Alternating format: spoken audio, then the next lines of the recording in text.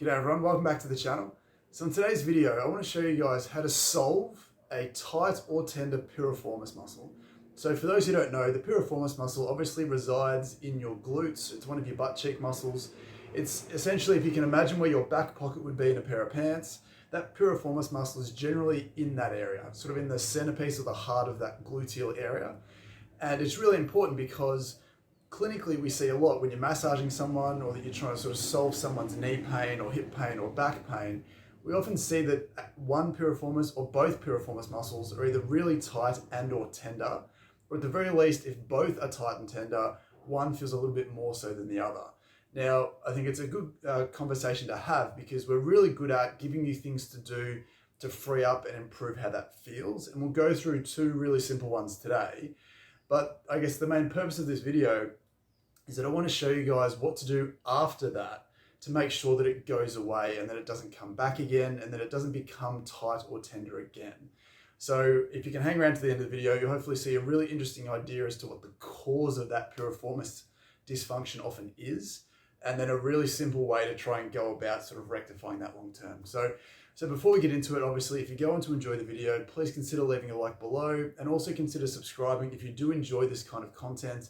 If you like trying to understand why the things happen to your body and then how to solve them, then hang around, follow the channel, and hopefully get some great information going forwards. And as always, let me know in the comments below. Let me know how those glutes are feeling. Have you had piriformis issues for a while? What's worked for you, what hasn't worked for you? Just let me know so we can sort of get an understanding of who's watching these videos. Now, getting straight into it. So the two really simple ways I've found to free up a tight and tender piriformis muscle. The first one involves using a ball. It's really simple, it's not very interesting. This is a lacrosse ball. Obviously you can use a tennis ball, a baseball, a golf ball if you want to. I wouldn't necessarily recommend using a foam roller, often because it doesn't really fit that area very well. So because you've got the hip bone and your pelvis and your sacroiliac joint around that area, sometimes a foam roller can be a little bit too broad, a bit too meaty, and you might need something a little bit smaller and more spherical to get in there and free it up. So basically what we want to do, again, when we're looking at that back pocket area, we want to basically put the ball in that area. And a really great way to do this is you can just lie down on the ball. Hopefully you can see this in the video. You just want to lie down and let the ball press in. Now, if it's very tender, it won't be very hard for you to find. If it's not tender, we still want to go looking for some tightness in the back sort of section of those glutes. So we're not necessarily on the side of the hip, which are more your adductors, the ones that we tend to strengthen more often. We're sort of more right on the back of the butt cheek, in the middle, and you should feel very easily that there'll be something that feels tight. Now, if this is comfortable for you, the first thing you can do is just let the ball press in, let it sink in, let that sort of trigger point of those tight restricted tissues give. If you need to ramp it up a little bit more, what you can do obviously is you can sit up a little bit more. Again, you can find that tightness and stay there. What I always like to advise people to do is we can create more tension in that piriformis muscle by rotating the hip. So by externally rotating the hip and then putting some pressure through the ball, you should find that you can expose maybe the nastiest version of that, which for some people can be very sore, so obviously be very gentle. But what I'll get people to do is if you find a spot that feels very tight and tender, we want to make sure that you can breathe your way through it. So if you take a deep breath in, and then if you just sigh on the way out, then you should find that the ball sort of sinks in a little bit further. You can tolerate that tenderness more often. So if you can keep repeating that deep breathing cycle, then very quickly this can give and feel a little bit better. Now, to ramp this up further, we always suggest using movement to free this up. So if you've got some pressure on the ball, and again, I'm not sure how well you can see this in the video, but we get some pressure on the ball right in the heart of that glute, and you can roll up and down and roll from side to side if you want to, but it often helps to include movement. So what we want to try and do here is, much like we crossed your leg over and sort of sat on top of the ball here, what we can do is we can create some rotation through the hip in both directions to shear free some of that tightness. So if there's some fascial restrictions, there's some form of adhesions or other restrictions in the area beyond muscular tightness, then this would be a really good way to free that up. So you have some pressure on it and you can rotate your leg in and out to really shear free some of that tightness. If you flex the hip and then rotate it, you'll definitely get a little bit more of an intense expression of that movement. but in a short amount of time, it should start to free up, particularly if you are deep breathing at the same time. So if you don't mind looking ridiculous for a little bit, it's a really good way to feed a lot more slack into that piriformis area and free that tissue up. So that's number one. That's a really specific way to get at the exact areas that feel tight and tender for you. Another great way to do this is with the pigeon stretch. So again, you can do this on the floor if you're flexible enough, if you're comfortable enough. If not, you might need to do it on a table or a chair or a bed or whatever it is. But essentially you want to place your shin and rest it on a surface. So for me, I'll do this on the ground here. So you want to place your foot on the ground, let that shin drop down. So again, you're creating that external rotation, and you want to just hunt around until you find some of that tightness in the hip. So in this sort of back pocket of the hip. So for me, sometimes I need to sort of pull my hips back a little bit to feel it. Sometimes I might need to twist a little bit more towards my knee or twist a little bit further towards my foot, just to figure out which part of which angle gives me the best access to that tightness. So as we always do on the channel, once you find some tightness, so I found a little bit of tightness here, what we want to get you to do is tense up that tightness. So give that piriformis a good squeeze, hold it for about 5 seconds, and then release that tension. So don't come out of the stretch, just find the tightness, give it a squeeze for a few seconds, hold it, stop squeezing while maintaining the position. And then when you relax, you should find you can actually go a little bit deeper into the stretch than what you could before. So for me, I can get to here now, give it a good squeeze again, hold it for a few seconds, and relax. And then again, I can drop down further again, good squeeze for a few seconds, and then relax. And then again, I can drop down further again. So again, imagine that I'm doing this on a chair or a bed if it's easier for you. But the purpose is you want to create that external rotation with your hip bent up a little bit to really open up that tightness at the back. And by tensing those tight muscles for a period of time, you're actually getting your brain involved. You're not just treating your muscles like a piece of meat. It's this complicated sort of neuromuscular system. So by getting that brain involved, you can promote optimal relaxation of that tissue really quickly. So hopefully you can see in the video, if you rewind it a few seconds, that as I sort of tensed it and relaxed it, I could actually drop down deeper. And after doing that, my hip actually feels a hell of a lot looser than what it did beforehand, just from using a ball of some sort and relaxing that tissue into submission and allowing that to free up. So the tenderness or any tenderness or tightness that was there should immediately be less so. And it may not be perfect straight away, depending on how quickly or how long you've had this for, but you should see some instant changes with those two techniques.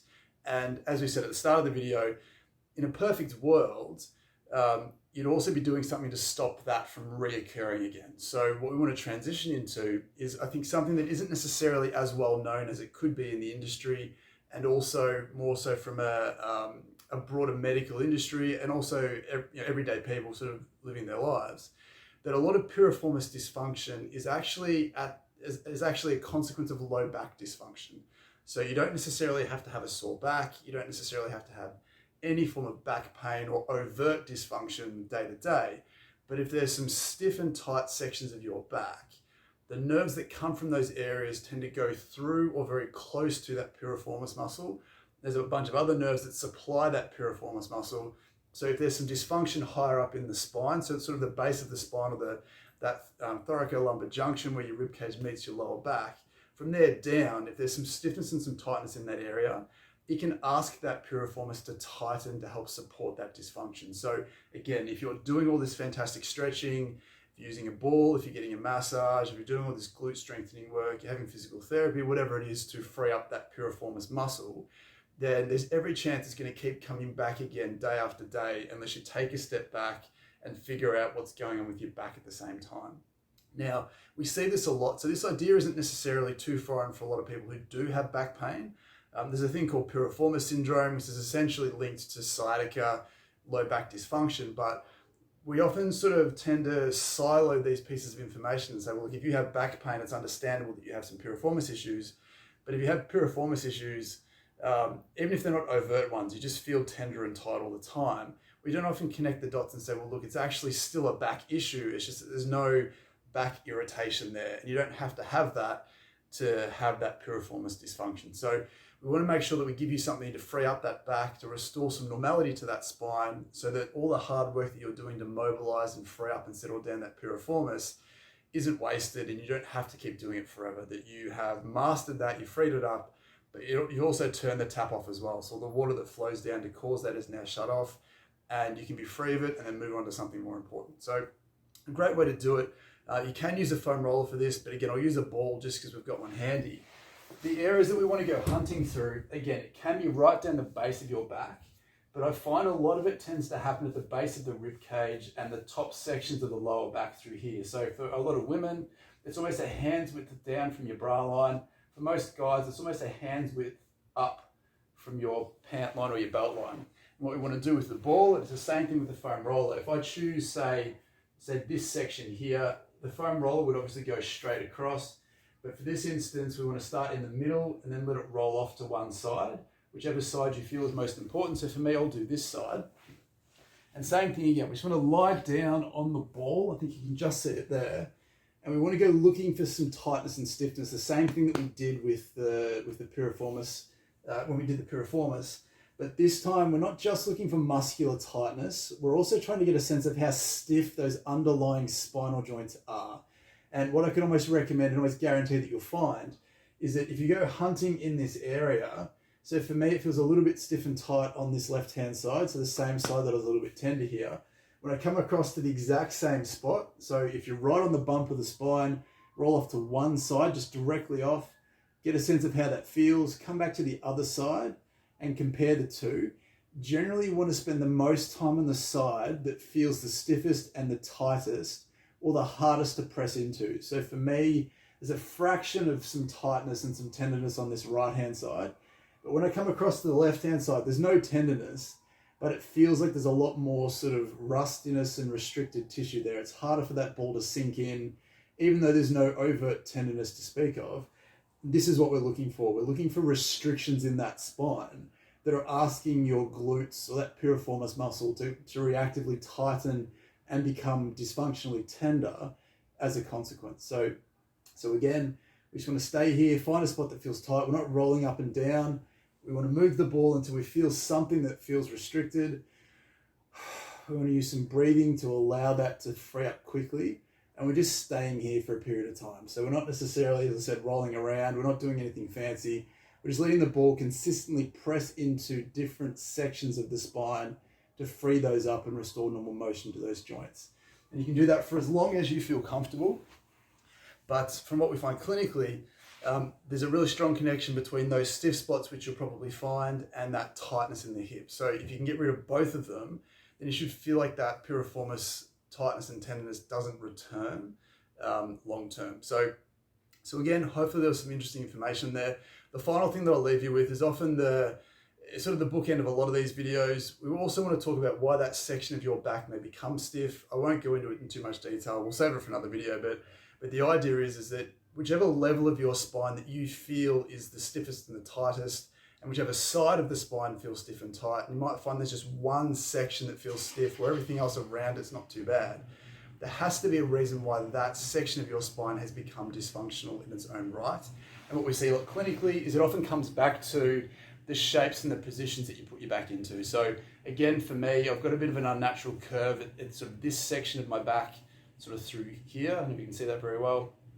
Sort of the sharpest point of the hinge is often the area that gets the stiffest and the tightest. So for me, I had the ball in this level, and that's often the level that I might sink through if I'm not paying attention. So again, if you want to rid yourself of some piriformis dysfunction, you've got to have a conversation about your postural habits, how straight your spine is generally from a postural sense. Again, obviously we're not talking about the spinal curve, we're just talking about a good postural, good expression of that anatomy. And you need some tools to be able to free up that piriformis specifically. So again, hopefully that was helpful. Let me know in the comments below what you're thinking, whether there's any extra information that you're looking for. And until next time, we'll see you then.